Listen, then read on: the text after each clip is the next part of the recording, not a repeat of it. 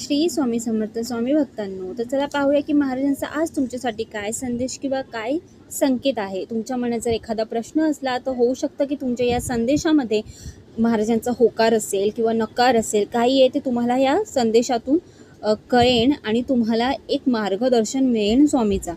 आणि जे काही तुमच्या आयुष्यात चाललं आहे त्यासाठी मी इथे 3 संदेश काढणार आहे, जे महाराजांकडून तुमच्यासाठी असणार आहे, जे तुम्हाला मार्गदर्शन करतील, तुम्हाला समजवतील, तुम्हाला कोणता पर्याय निवडायचा आहे किंवा तुम्हाला काय करायचं आहे किंवा तुम्हाला संकेत देतील की तुम्हाला कसं वागायचं आहे, कसं जगायचं आहे. ठीक आहे, तर श्री स्वामी समर्थ. देवावर विश्वास ठेवा आणि भक्ती ठेवा. चला पाहूया तुमचा पहिला संदेश काय आहे ते.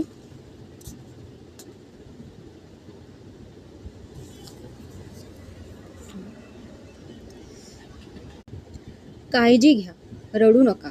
तुमच्यात खूप क्षमता आहे. तुम्ही प्रत्येक प्रसंगाला सामोरे जाऊ शकता. सगळ्यात आधी बळ दिलंय तुम्हाला स्वामींनी. स्वामींनी तुम्हाला बळ दिलंय, हिंमत दिली आहे. काळजी करू नका आणि काळजी घ्या. काळजी कशाची घ्यायची आहे? स्वतःची. आणि काळजी कशाची नाही करायची आहे? जे काही तुमच्या आयुष्यात घडतंय त्या बाबतीत. तुमच्यात खूप क्षमता आहे तुमच्यात खूप क्षमता आणि प्रत्येक प्रसंगाला तुम्ही सामोरे जाऊ शकता. हे महाराज तुम्हाला सांगतात. तुम्ही स्वतःला निर्बळ समजू नका. आता आपण पाहूया दुसरा संकेत. ठीक आहे, दुसरा संकेत इथे तुमच्यासाठी आला आहे. गेल्या काही दिवसात स्वभावात बदल दिसतोय. चांगलं केलंस तर चांगलं होईल, अन्यथा नाही. बघा, आपल्यासोबत जे काही घडतं ते कुठे ना कुठे आपल्या कर्माचाच परिणाम असतो, है की नाही? आणि कर्माच्या आणि मनुष्याच्या मध्यात कधीच देव येऊ शकत नाही.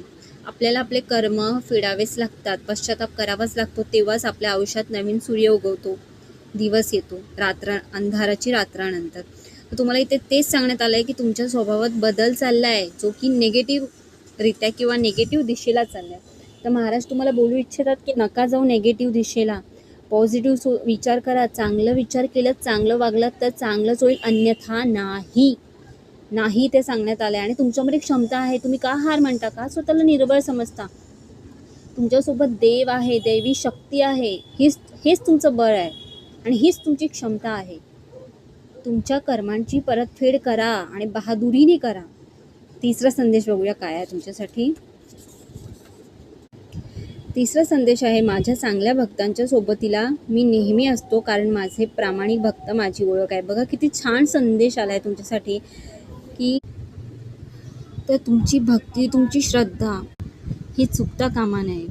आत्तापर्यंत जे सहन केलं आहे, जी मेहनत केली आहे, ती मेहनत चुकीच्या वळणावर जाऊ नये. फक्त इतका तुम्ही स्वतःवर म्हणजे स्वतःला सांभाळून घ्या किंवा स्वतःला समजवून घ्या. श्री